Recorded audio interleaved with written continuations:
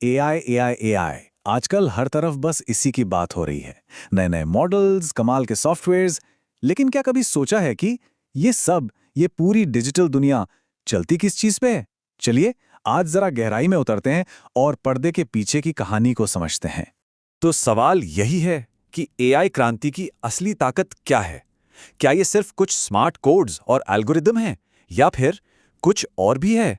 कुछ ऐसा जिसके बिना ये सब कुछ बस एक पल में रुक जाएगा।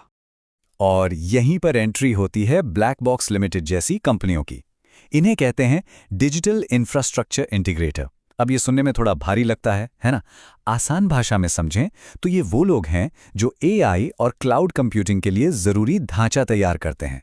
मतलब डेटा सेंटर्स, नेटवर्क्स, वो जमीन जिस पर सॉफ्टवेयर की इमारत खड़ी होती है। तो चलिए सबसे पहले ये देखते हैं कि इस कंपनी को लेकर इतनी तेजी क्यों है।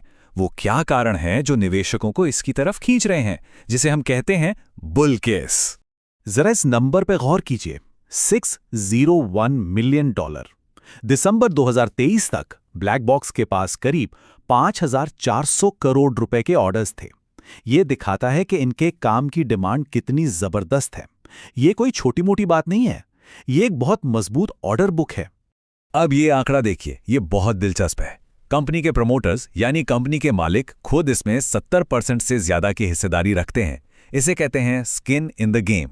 मतलब जब मैनेजमेंट का अपना इतना पैसा लगा हो तो ये कंपनी के भविष्य में उनके गहरे विश्वास को दिखाता है। और सिर्फ प्रमोटर्स ही नहीं, अब बड़े बड़े खिलाड़ी भी इस खेल में आ रहे हैं। इस चार्ट को देखिए, ये हमारे घरेलू म्यूचुअल फंड्स, जिन्हें हम स्मार्ट मनी भी कहते हैं, उनकी हिस्सेदारी दिखा रहा है। सितंबर 2023 में जो लगभग 0 थी, वो दिसंबर तक बढ़कर लगभग 2.5% हो गई। ये एक साफ संकेत है कि बड़े निवेशक अब इस स्टॉक पर नजर गड़ाए हुए हैं। वाह, क्या ग्रोथ स्टोरी है ना? सुनने में तो सब बहुत बढ़िया लग रहा है। लेकिन रुकिए, क्या कहानी वाकई इतनी सीधी है?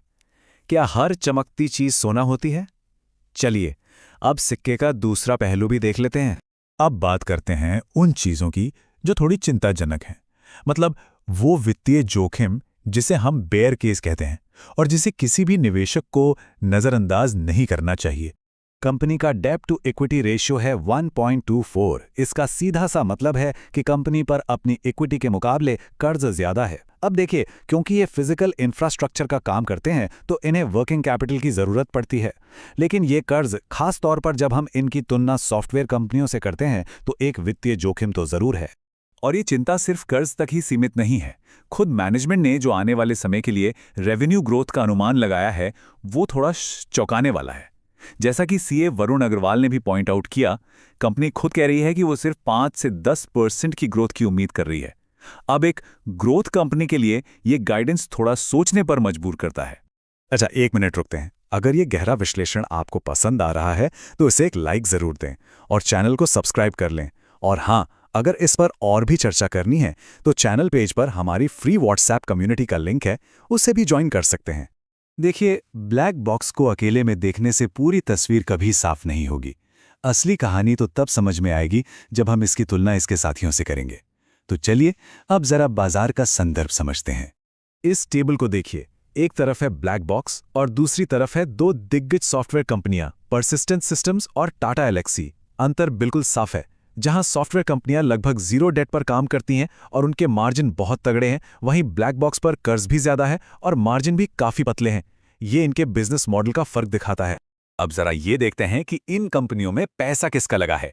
ब्लैक बॉक्स, जैसा हमने देखा, एक प्रमोटर ड्रिवन कंपनी है। परसिस्टेंट सिस्टम्स वो बड़े इंस्टीट्यूशनल निवेशकों यानी स्मार्ट मनी का फेवरेट है, जिनके पास 50% से ज्यादा हिस्सेदारी है। और टाटा एलेक्सी वो रिटेल निवेशकों के बीच काफी पॉपुलर है। हर कंपनी की अपनी एक अलग इन्वेस्टर कहानी है। तो इस पूरे विश्लेषण के बाद घूम फिरकर हम सब एक ही सवाल पर आ जाते हैं, जोखिम कितना है और उसके बदले में इनाम क्या मिल सकता है।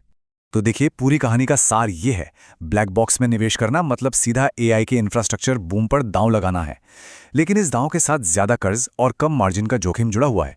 दूसरी तरफ हैं इसकी सॉफ्टवेयर साथी कंपनियां, जो ज्यादा सुरक्षित हैं, ज्यादा मुनाफा कमाती हैं, लेकिन शायद उनमें अभी वो तूफानी तेजी नहीं है। तो ये क्लासिक रिस्क बनाम रिवॉर्ड का मामला है।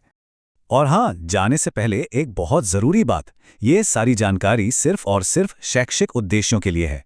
ये किसी भी तरह से स्टॉक खरीदने या बेचने की सलाह बिल्कुल नहीं है। हम सेबी रजिस्टर्ड सलाहकार नहीं हैं। कोई भी निवेश का फैसला लेने से पहले हमेशा अपनी खुद की रिसर्च ज़रूर करें।